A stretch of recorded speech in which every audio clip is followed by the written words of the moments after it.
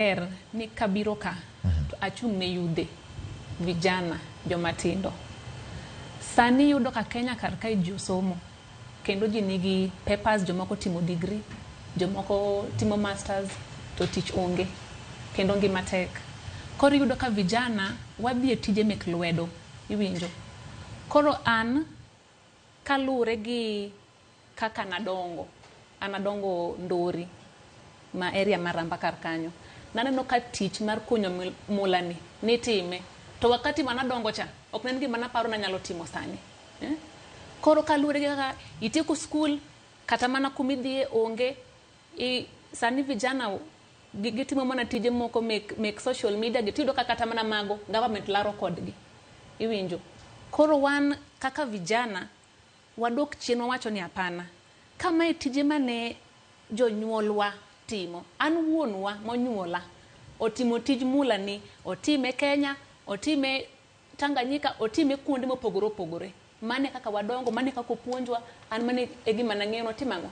Koro wacho ni we wadoge chien mondo wang'ini to kik wang'ia tije moko maber, iwacho ni tije mek wasunge, mek ofis mirwake tai. Wadoga piny, sach ndisruok bro bet, to sach tiyo, bende ji tiyo gi lwetgi. Koro wadog anawuona, koni we adog piny mondo atim ang'o? Adhi akuny mula gi jowetena, ma kata mana jomoko masomo godo, agwelo. Vijana mek area, agwelo. San Martin, en kambi ma owuok e pinje maoko koso en kambi ma ochako e kor gweng'? Mokwongo, we aler ni wach, San Martin ok en kambi. San Martin en site area mar Ramba. San Martin nen nying misungu mane kunyo mula area mar Ramba. Niluonge ni San Martin. Koro ing'eni kar kacha kanutiyo kacha, kane ng'at ne dhi kucha, wacho ni adhi ka San Martin. Koro area cha nodong' kiluongo ni San Martin.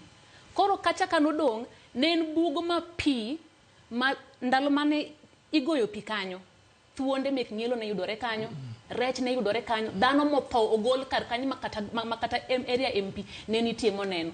Ndalo kane pok ochak tiyo kar kanyo, ni yudo ka kata kong neg ng'ato, inyumo mana ei pino. Monok ni wuog e chiro sani ni, bang' sa ariyo, nikech maundu mane timore e area no ne ng'eny, to kar kanyo ema ni wite ji. To jo piny nobedo piny mawacho ni yawa. Kwere wagiri ne wasunge moko ne kunyo San Martin, to kwerewa nong'eyo ni mwandu moro ni yudo kar kacha, to nogeng' negi, nikech ndalo mane kunyo San Martin no jara teng' ok ne donj kanyo, iwinjo.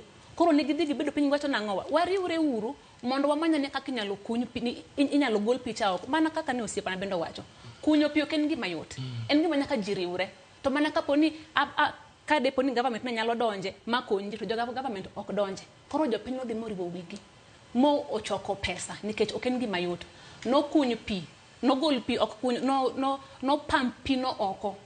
Pi gik manogoli yene turi. Kose gol mano to jo chako tiyo. Koro ing'eni e iye kacha kane ji odonjo, tiyudo ni kara kata nitiere gi ndechni mopogore opogore.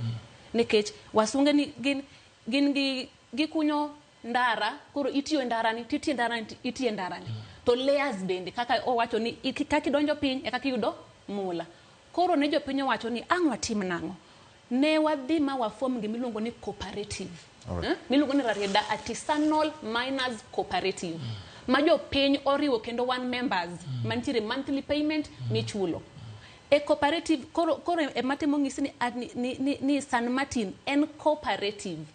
Within Rarieda Cooperative, wanti gi over 12,000 people. San Martin kende, wan gi dhano mokalo 4,000.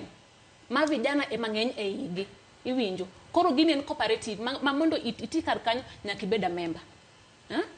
To e cooperative wani, iyudo ka sani gik ma wasetimo, gin gik madongo.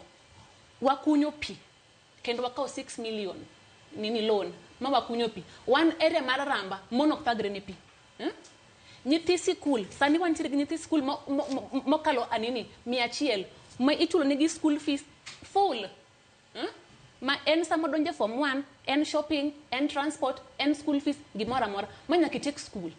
Kendo sani wadwaro ni mondo cooperative wano opuonj nyithindo mondo gidhi gitim mining degrees, mining yani technologies, mondo koro gibigi medwa mondo wamedre to ema koro yude ni sani joma iluongo ni kampuni moko ma oko mek jo China gi koro sani gin gidonja eiwa koro useriwo wachgi kama ne mheshimiwa Okwayo chope kama koro kembe biro kowuok oko kanye kama odani mondo wamak godo nyakwara mogi ma en mbaka oromo biro ni achiel kachiel